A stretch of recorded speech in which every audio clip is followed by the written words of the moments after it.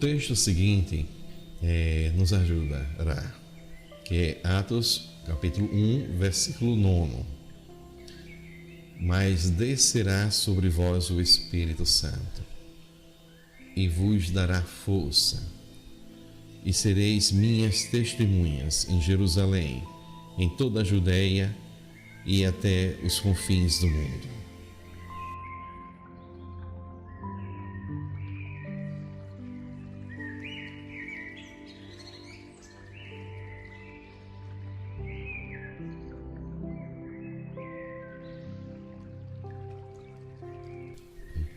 Do povo da promessa, o Espírito que foi nos concedido foi para nos dar força, não para fazer o mal, mas para nos dar força para dar testemunho de Jesus. É o que está escrito em Atos capítulo 1, versículo 9. Nesse mundo paganizado, precisamos cada dia mais desta força para darmos testemunho de Jesus Cristo, nosso Senhor. O cumprimento dessa promessa se deu no dia de Pentecostes. Quem é que não sabe? 50 dias após a Páscoa, a Igreja de Jesus celebra a cada ano, pela força do Espírito, presentificando, não repetindo, não é uma lembrança vaga, mas tornando presente a realidade que aconteceu em Pentecostes. 50 dias, Pentecostes. Então, essa promessa, feita por Jesus ressuscitado, ao subir aos céus, aos seus discípulos, aconteceu no dia de Pentecostes. Quem é que não sabe dessa realidade? E se acaso você não sabe, eu quero ler com você o capítulo 2. Eu não citei o versículo porque todo o capítulo 2 é maravilhoso. É o cumprimento da promessa e é a hora em que o Espírito Santo desce do céu, é o cumprimento. Eles estavam rezando com Maria, mãe de Jesus. E lá com medo, tímidos, e também não era por menos, porque assim como mataram Jesus, também foi prometido que eles seriam mortos. A perseguição continuou e de alguma forma a perseguição continua ainda hoje. Texto dos Atos dos Apóstolos, capítulo 2, a parte escolhida pelo Padre.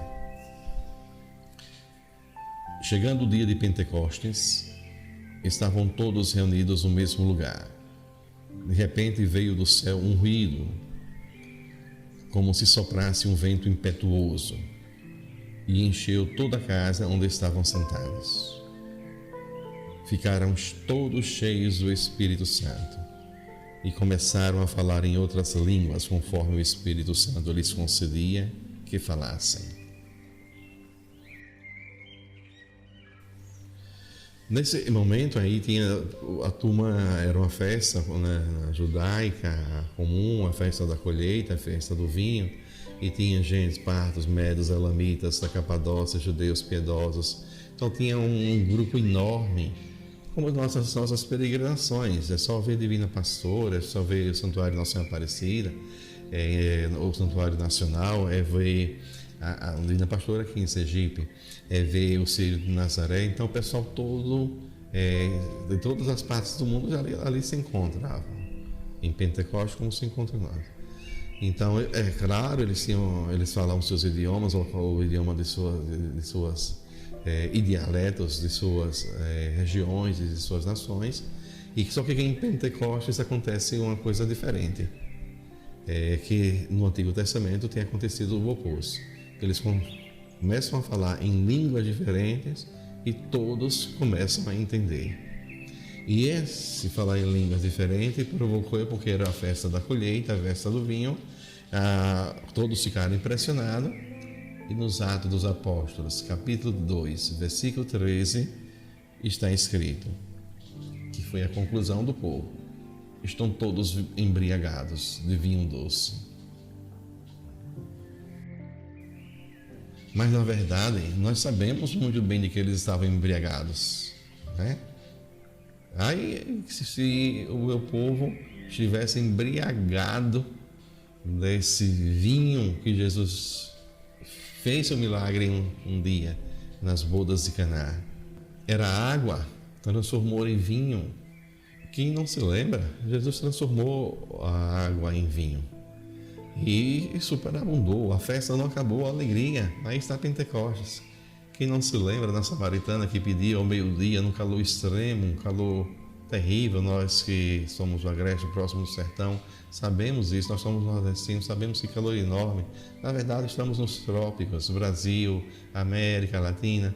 Que calor enorme. Quando ele prometeu, a mulher disse... ele disse, olha, se você conhecesse quem está te pedindo dessa água, você nunca mais vai precisar vir. Ela disse, então me dê dessa água. Dessa água eu quero. Dessa água eu quero, desse vinho novo eu quero. E eles acharam, e foi isso que aconteceu. Foi a promessa. A promessa. Então eles estavam embriagados. E ai se meu povo estivesse embriagado deste vinho. Aqui eu peço constantemente, como pastor, como padre, que venha a força, que venha o Espírito Santo. E isso, como eu gostaria que todos fossem crismados para receberem a efusão do Espírito Santo. Aí está bem claramente o efeito da confirmação. Ele dá um aumento de graça. A graça concedida no batismo, a graça santificante. Dá um aumento de graça. O catecismo diz que dá um aumento efusivamente. Imagina uma panela de pressão. Efusivamente, aumento de graça. Então, porque nós precisamos dele para dar força, para proclamar com ousadia e com intrepidez. Nós precisamos do Espírito Santo. E ai de nós se nós não tivermos essa intimidade com ele.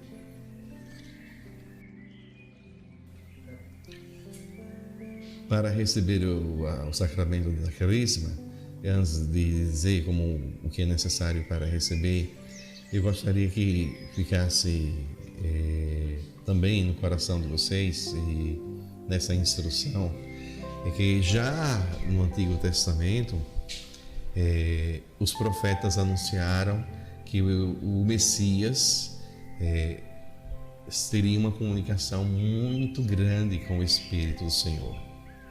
Está no livro do profeta Isaías, capítulo 61. Então, nós somos o povo da promessa, nós somos o povo do Espírito, nós somos o povo do Messias. É muito importante.